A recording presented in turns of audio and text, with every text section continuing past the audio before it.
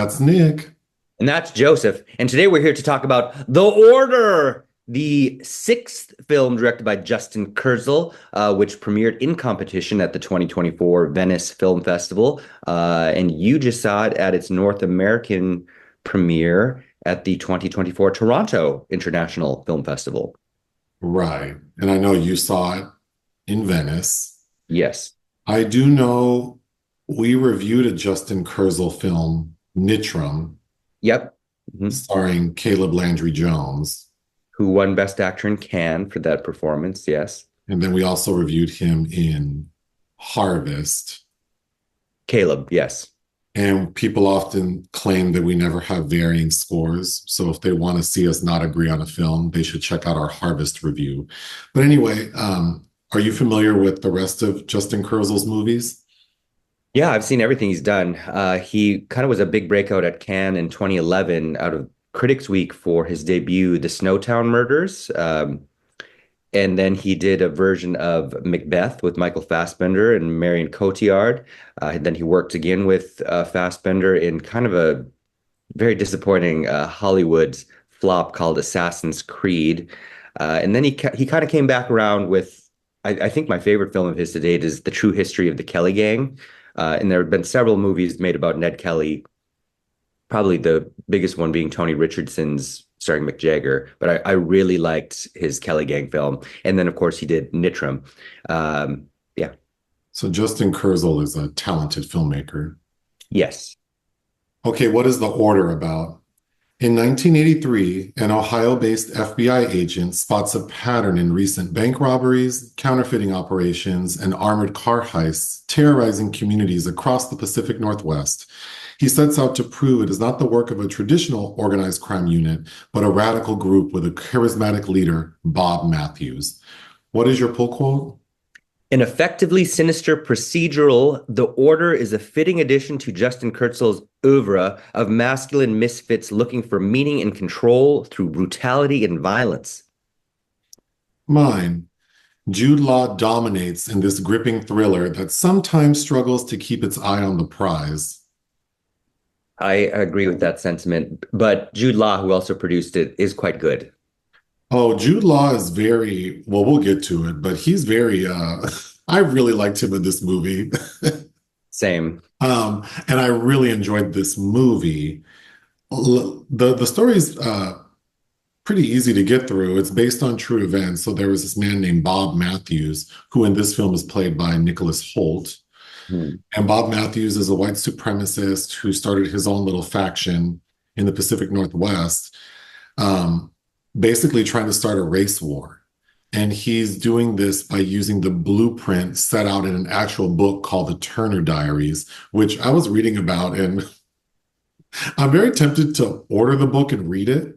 I mean, I'm not going to be persuaded to become a white supremacist, but it's, I just want to know what people are thinking. But anyway, the name of the film, The Order, comes from within that book, because the book is sort of like a story about a group called The Order who basically started a race war, and it gives like how, like the blueprint of how to do it, like the steps. So they give the story to the kids to indoctrinate them with these racist ass ideas. And then it talks about like how you need to recruit, you need to acquire a war chest, so like get money, commit assassinations, all of this leading up to a race war. And so that's what Bob Mathews is doing. And then we have this Idaho-based FBI agent played by Jude Law, who gets the file for this, I think it's labeled like Aryan Nation.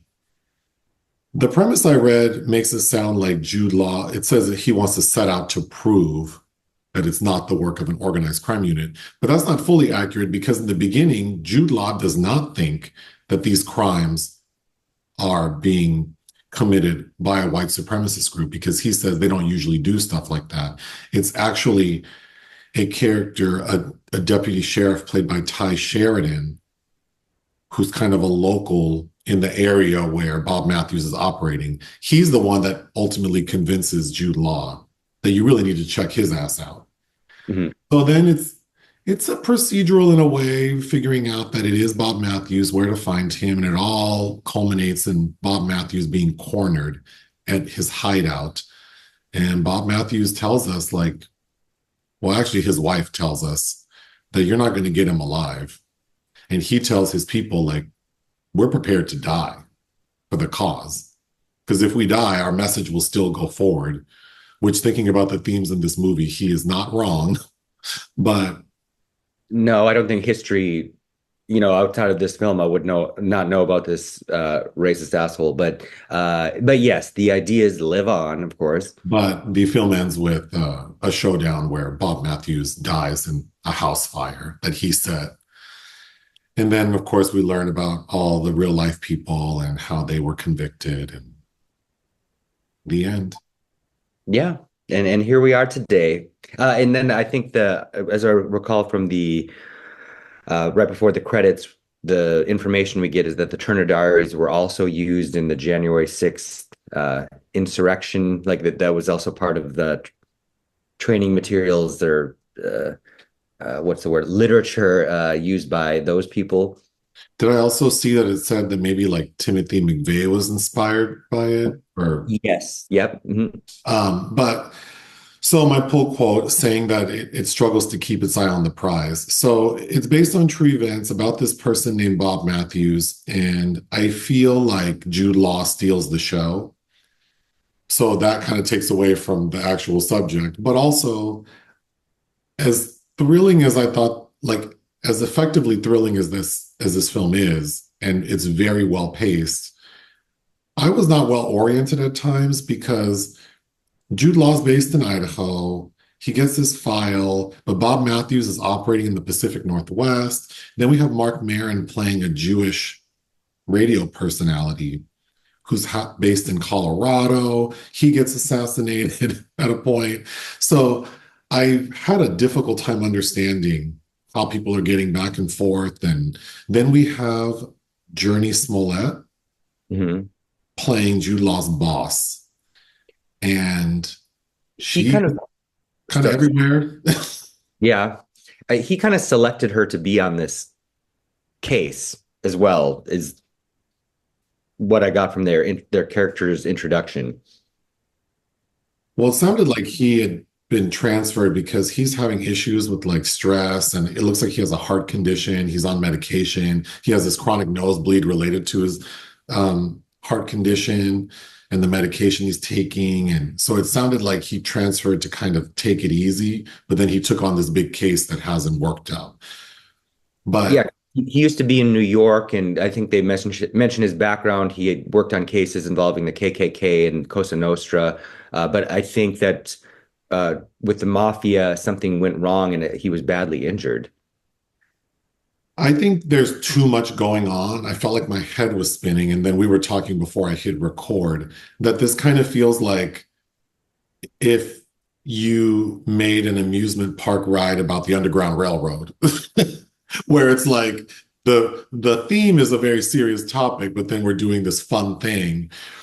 So then it's kind of like the The, the fun the of the movie supersedes the actual subject matter.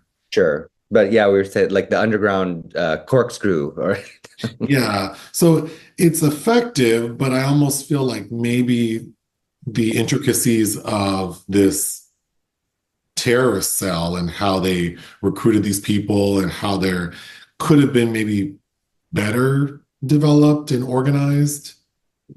Because again, well, let's talk about the actors. So Jude Law is, I mean, I guess I would say he's captivating. Yeah. He's on 10. Um, he looks great. I guess he's in his daddy era. I don't know. But I thought he looked great. I mean, he's mugging the camera, but it works very well.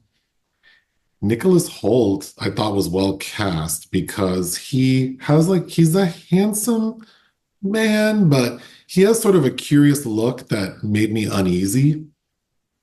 Like Dahmer. Yeah, like initially you think, oh, he's a handsome guy, but then when you look at him for too long, it's like he's kind of creepy and He has that alien-shaped head and those piercing blue eyes, and then you can kind of see like the crazy behind his eyes. I thought he did a fantastic job. Ty Sheridan, I thought, did a fine job playing this sort of earnest deputy because his boss, I guess, like the sheriff of the area he's in, is trying to downplay the white supremacist presence because he knows that it's just better to leave them to their own devices than try to do anything. But Ty Sheridan, and then of course they make it.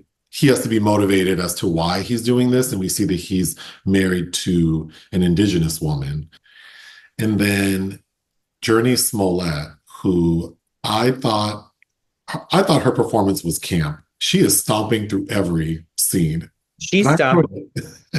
She's kind of, I actually just also watched her in We Grown Now, where she's playing a mother of in the early 90s in the Cabrini Green. But she's grown on me, and I like her screen presence in this as well. But I agree that I think it's too bad the screenwriter Zach Baylin, that both Ty Sheridan and Journey's characters don't try to they just ignore letting them articulate maybe their very personal feelings. I mean, this is set in the early 80s before we use a lot of terminology that we do now in reference to these kind of hate groups and racism. And this is kind of like a prototype for how things have become. I would have loved to have those two be able to articulate in 1980s terms how they're feeling about this. And Journey, the thing about Journey's character, she gets one. It's a camp moment because she calls Alison Oliver's character a Nazi bitch, and it kind of attacks her, the wife of Bob Mathews.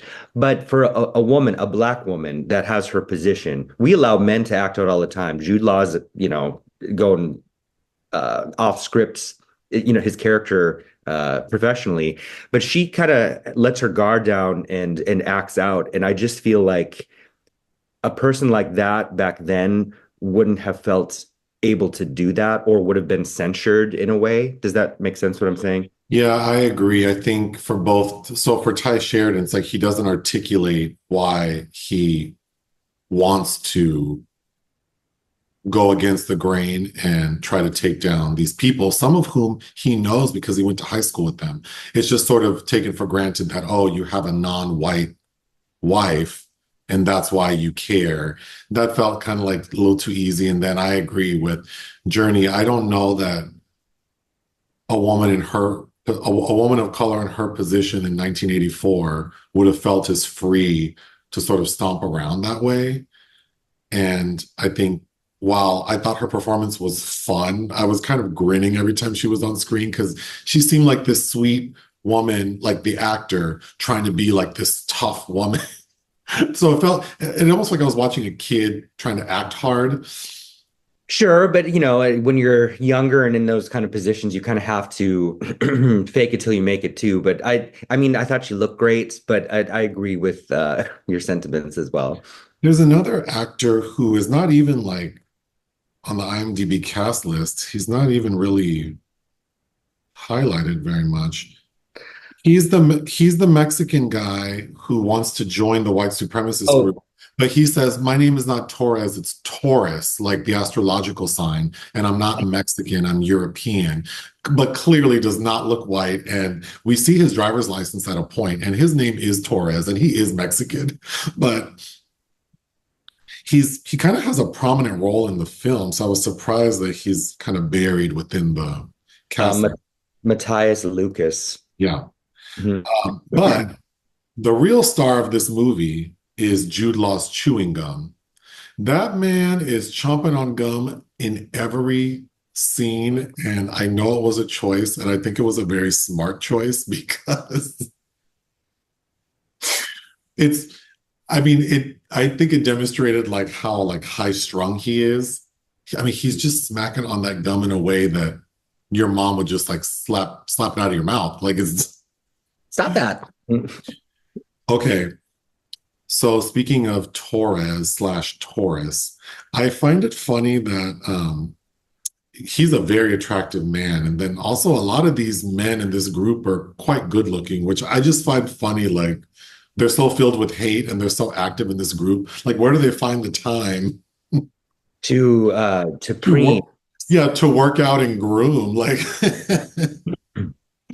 okay, so Bob Mathews, played by Nicholas Hoult, so in this area, there's like a white supremacist Christian church, and they have a compound and they have their following. And it would seem that Nicholas Holt's character was a part of that. But then this preacher man, this racist ass preacher man, he's very passive. At a Richard point, at a Richard point, Butler.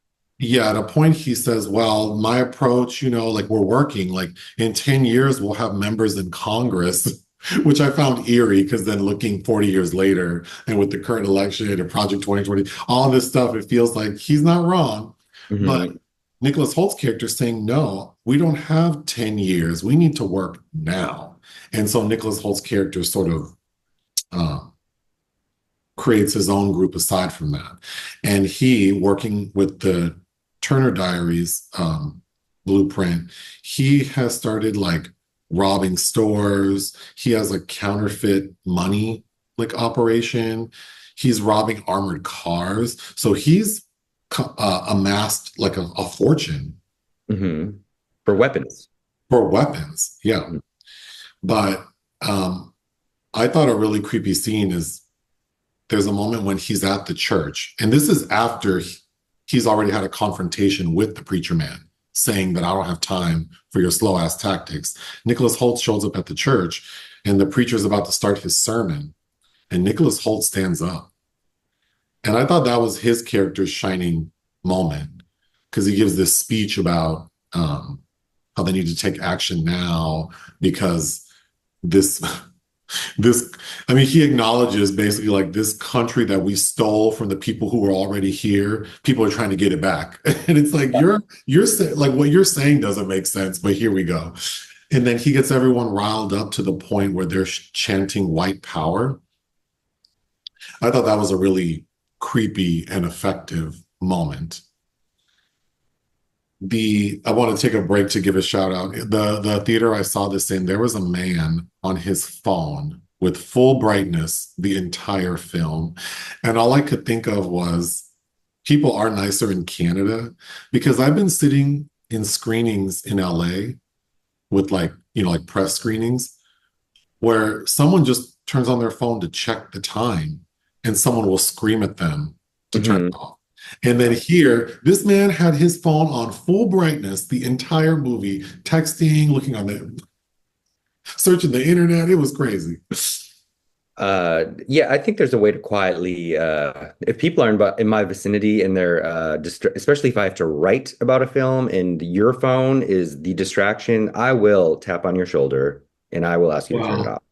I was about to turn on my flashlight and like point it at him, but because he was right in front of me. Oh, see, I would have. But do you know what they were doing in Venice this year? There were people using green lasers. So all throughout the film, you could see people's green lasers, and they were on it. Like put your phone away. Well, then I thought I should probably carry a laser on my keys to like for that purpose. But anyway, okay. The Mark Maron character, I kind of felt like this the story felt so all over the place, and I don't know that we needed the Mark Maron character because Bob Matthews Group, they make a lot of anti-Semitic comments, they make a lot of racist comments, and we don't really see them interact with any people of color Mhm. except Journey Smollett, I guess. So then I kind of thought it was interesting that we get a lot of time with Mark Maron. And I don't know that his character, I felt like I didn't need him Well, he exemplifies a step in their blueprint. Like he's a step on their road to wherever they're going. Because because they assassinate him. So that does make sense. But I almost wish that we could have just seen them. Instead of getting so much of Mark Maron, I would have preferred we get like maybe 4 scenes of them assassinating like different people, and we just know that they're like a black church leader or something that showed a little bit more Like I think that would have had more impact than just spending a lot of, because also Mark Maron to me is a little distracting because he's so recognizable. And then his radio show sort of because he's a talking head and he's talking about how these groups hate Jewish people, and why that's unfair was, I mean, it makes sense. And but I also feel like it's kind of obvious. Like why do we get that, but then we don't get Ty Sheridan or Journey Smollett Sure. elaborating on their feelings? Right. So that's all I need. But I think Mark Maron is good casting because I mean that's also how he sounds. You know, I listened to his podcast, Sure. uh, and I like Mark Maron. But you know what, I do too.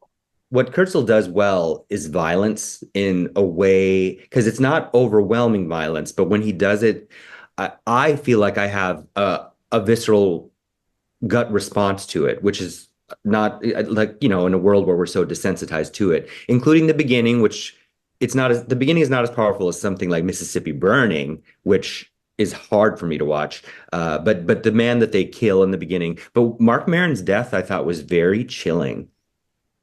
Yeah, it's well done for sure. Speaking of that, I was a little confused. So Journey Smollett's character, who's Jude Law's boss, because she's the lead, she comes to Jude. I'm not sure where they are, like, but like in what state they're in. We do get little like titles that say what state we're in, but it just felt so confusing to me. Anyway, she goes to visit Jude to tell him Mark Maron's been assassinated. And she walks in like her own mother was killed. Hmm. I was a little confused by that. Like why is she so upset? I mean, it is upsetting, but like I almost thought, are we going to find out that's her uncle or like what? I don't understand why this FBI agent is like distraught because she walks in looking like she cried all day. Hmm. That seemed a little odd to me, That, but yeah, you know, I think they were trying to, you know, exaggerate the emotional impacts. But also, you know, the world was different then, and I think we were not confronting things. This is before the term homegrown terrorists, so I think there probably was a sense of being really overwhelmed and it because there's at one point where Ty Sheridan has a good moment where he freaks out because they're always like a day late and a dollar short, right? And he's like, "You guys are the goddamn FBI. How is there not somebody over there right now?" It it's funny going back realizing that how clueless some things were even in the yeah. 80s. So the two armored car heists, I thought both were really well done. The first one, Nicholas Holt's group, they create a distraction by bombing an adult theater. Mhm. And then they rob a bank, and Jude Law disobeys Journey, Smollett's character, by going to the bank because he believes that Nicholas Holt will be there. Like this was all just a distraction. And so he gets there and he tells Ty Sheridan, cover me. But Ty Sheridan is not used to this kind of action. And Jude Law's doing too much, his character, because he gets out and chases the van and is shooting at it. And I thought that was really well done. And then we get a moment where Nicholas Holt, wearing a mask, drives by and sees Jude Law's face, but doesn't shoot him. I thought that was eerie. But then we cut to a scene where Jude Law is hunting deer, or Mhm. what do you call that animal he was trying to shoot? Was it a moose? Oh, Was it? I don't remember. Was it care? It was an elk or moose? it was something that had big antlers. It was Hmm. bigger than a deer. But I know people are going to comment that I don't know anything, but Nicholas Holt shows up there. I was very confused where they were. Like they're in Washington, I thought that was back in Idaho where Jude was doing that. but then so Nicholas Holt drove to Idaho to watch him. This is what I'm saying. It's very confusing, like where they are at any given moment and how they have such easy access to everyone. But Nicholas Holt shows up at the area where Jude Law is hunting, which I thought was strange because, first of all, Jude Law is not dressed like someone who would be hunting, and certainly not dressed to like what are you going to do once you kill the animal? Because I'm assuming most people who hunt do something with the animal. Well, yeah, So you have to. Tag it, retrieve it. Yeah. Right. So Jude Law was dressed like he was about to go grab a beer. So I don't know. But then Nicholas Holt shows up and it looks like he might shoot Jude Law. And then they have an interaction that I thought was kind of odd. But it sets up, from what I remember, the final shot of the film, Yes. Where which they, where it's Jude Law. I think he has a moose or a deer in his sights and he doesn't shoot, which is very Michael Cimino's The Deer Hunter with De Niro and Christopher Walken. what did you Uh, think that meant though that he didn't shoot it? well, I think that's the Deer Hunter reference is the same thing happens with these Vietnam War vets and this hunter who decides he can no longer kill. Oh, sure. But I mentioned two armored car robberies. The second one is a big one because they found out that some truck is carrying up to $4 million, and that would be like the ultimate hit for them. And it's driving up like the 101 on the West Coast. And I thought that was really well shot. And then there's a moment I wrote down dumb Samaritan because there's some guy who's sort of like stuck behind the melee, like just a guy driving. And of course he has a gun in his car. And this fool gets out and starts shooting at them. And of course Like they light his ass up. And I that was like some sovereign citizen shit. Like, oh, what are you thinking? what in the actual hell are you thinking? That when I saw it in Venice, a lot of people were comparing especially the second armored car sequence to Michael Mann's Heat, which has a very elaborate and famous scene that's similar. I don't know that Kurtzel. This is, out in the middle of nowhere. So, but it is very well staged and effective. And, shout out to his brother Jed, who scores all his films, because I think the score for this really assists the Oh tension. yeah, especially I was especially moved by the score when Journey walks into Nicholas Holt's like command center and he has this wall that's like all this like racist ass shit all over it. And there's like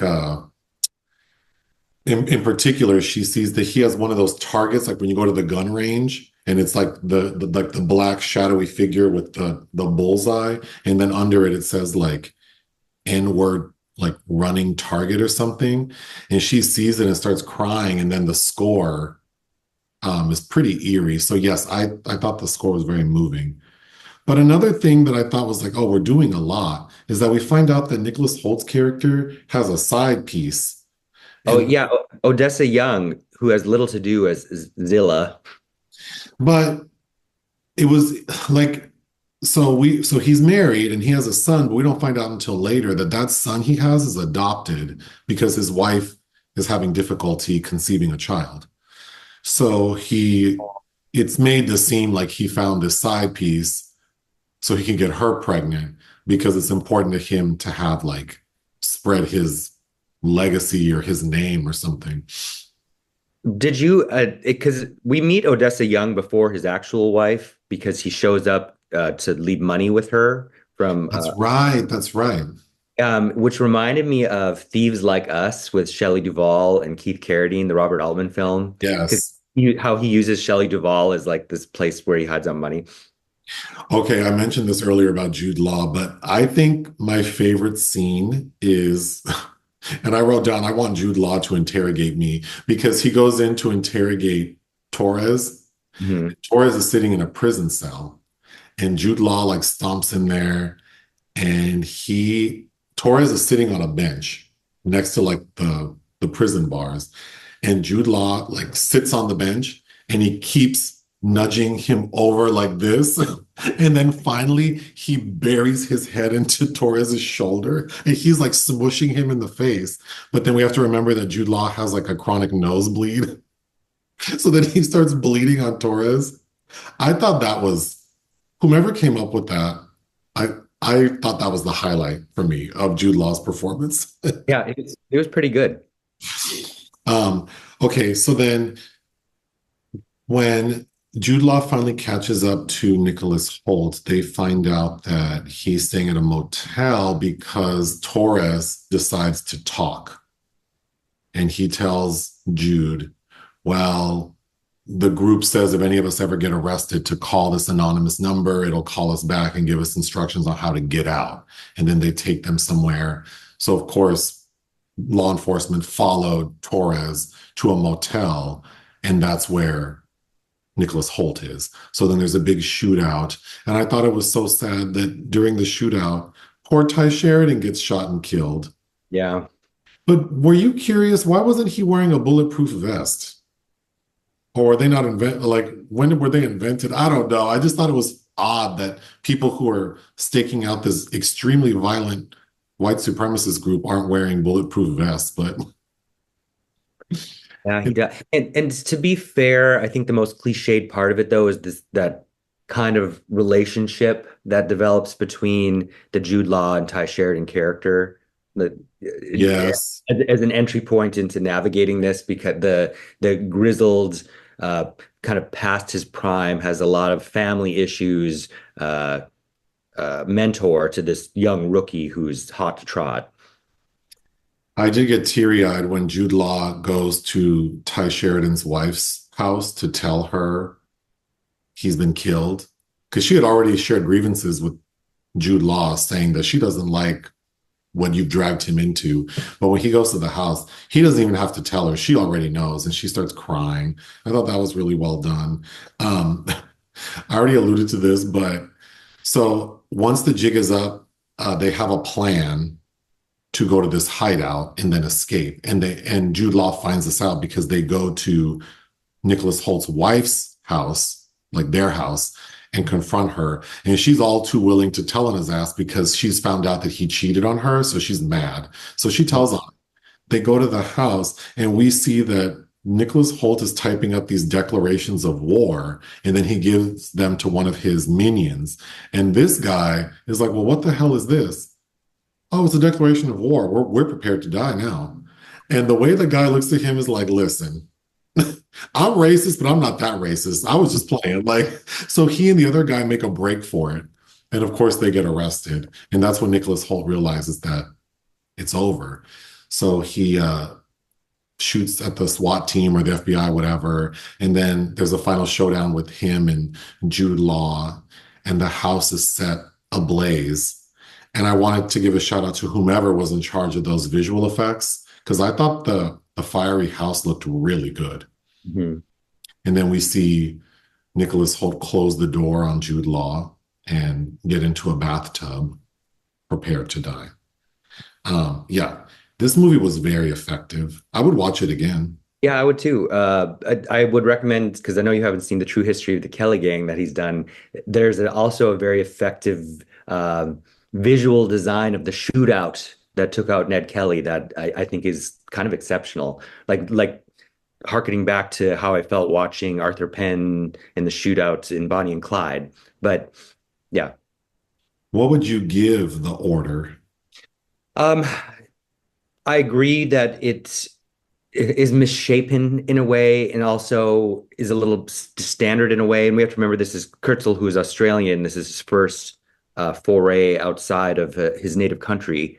Oh no, that's not true. Assassin's Creed was, but dealing with similar subject matters that he's used to dealing with, unlike Assassin's Creed, I would give it 3. I think it's very good. I would give it 3.5 out of 5. Anything else? No. Join us on Patreon and listen to our podcast. Bye.